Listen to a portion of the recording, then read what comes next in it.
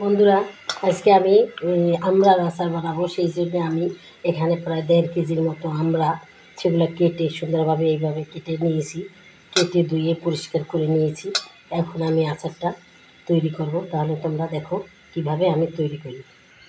চুলায় আমি fry pan বসিয়ে দিয়েছি, সরিষার তেল দিয়ে দিয়েছি। এখন আমি 1 চামচের মতো এই পাঁচফোড়ন দিয়ে দিলাম। পরে আবার আমি গুঁড়া পাঁচফোড়নও দিব, সেই জন্য এখন একটু ভেজে নিচ্ছি। পাঁচফোড়ন যতক্ষণ না ফুটবে ততক্ষণে গ্রান বের হবে না। পাঁচফোড়ন যখন ফুটবে তখন পাঁচফোড়নের একটা গ্রান বের হবে।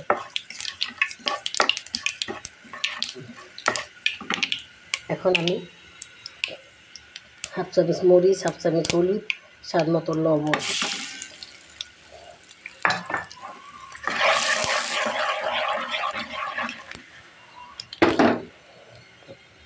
আমড়াটা ঢেলে দেবো। 1 চামচ সরিষা বাটা দিয়ে দেবো।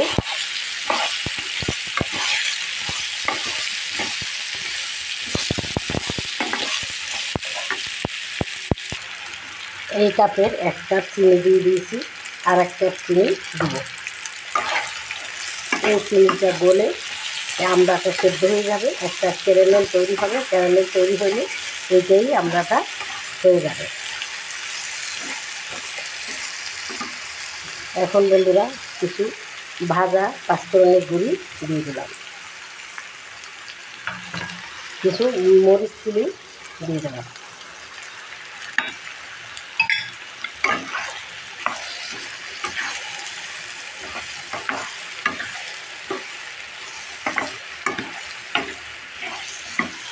এই যে সরিষার তেল, আমি এই সরিষার তেল দিয়ে আজকের আচারটা তৈরি করতেছি।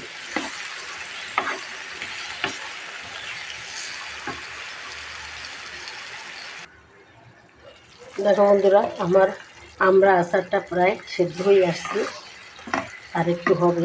এখন আমি কিছুটা ভিনেগার দিয়ে দিলাম, যাতে আচারটা নষ্ট না হয়। এটা আমার কমসে কম এক বছর আপনারা নর্মাল ফ্রিজে রেখে খেতে পারবেন। আমড়ার আচার সুস্বাদু, খুবই মজাদার হয়ে থাকে। এভাবে আপনারা, এখন বাজারে অনেক আমড়া আছে, আমরা এনে এইভাবে আচার করে আপনারা খেয়ে দেখবেন যে কতটা মজার হয়ে থাকে এই আচার।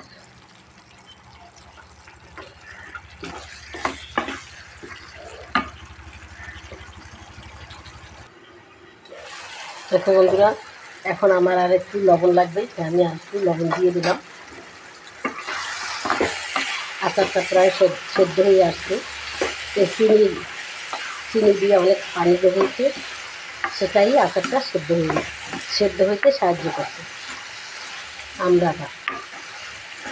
এখন আর একটুখানি হবে, হইলেই আমি পরিবেশন করে তোমাদের দেখাবো আমার আমড়ার আচারটা।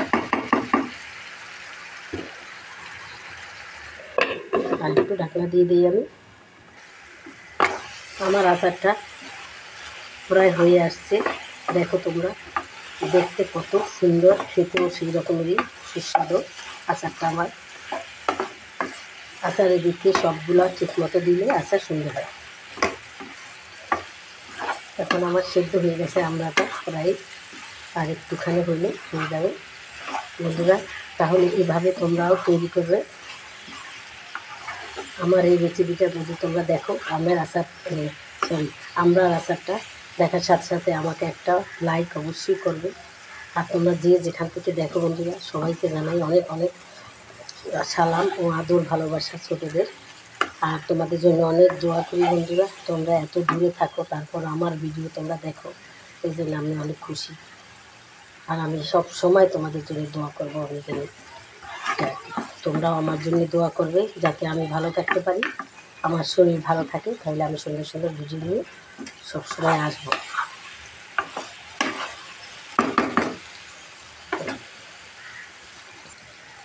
আচারটা আমার হয়ে গেছে বন্ধুরা।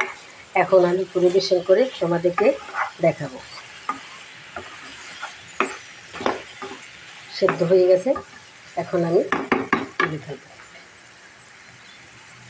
হয়ে গেছে আমার আমড়ার আচারটা বন্ধুরা।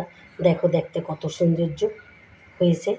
তোমাদের কাছে যদি ভালো লাগে আমার এই আমড়ার আচারটা, তাহলে আমাকে অবশ্যই একটা লাইক দিবে এবং আমার চ্যানেলটাকে সাবস্ক্রাইব করে দেবে। আর তোমাদের বন্ধুদের মাঝে আমার চ্যানেলটাকে শেয়ার করে দেবে বন্ধুরা, যাতে সবাই দেখে। তাহলে আমি সুন্দর সুন্দর ভিডিও নিয়ে আসতে পারবো সামনে। আর আমি দোয়া করি তোমাদের জন্য, তোমরা ভালো থাকো। আমি সব সময় তোমাদের রেসিপিতে আমি লাইক দিই, সাবস্ক্রাইব করি বন্ধুরা। তোমরাও আমারগুলো করবে, তোমরা আমার পাশে থাকবে, আমি তোমাদের পাশে থাকবো। তাহলে আজকের মতো রাখি বন্ধুরা, খোদা হাফেজ।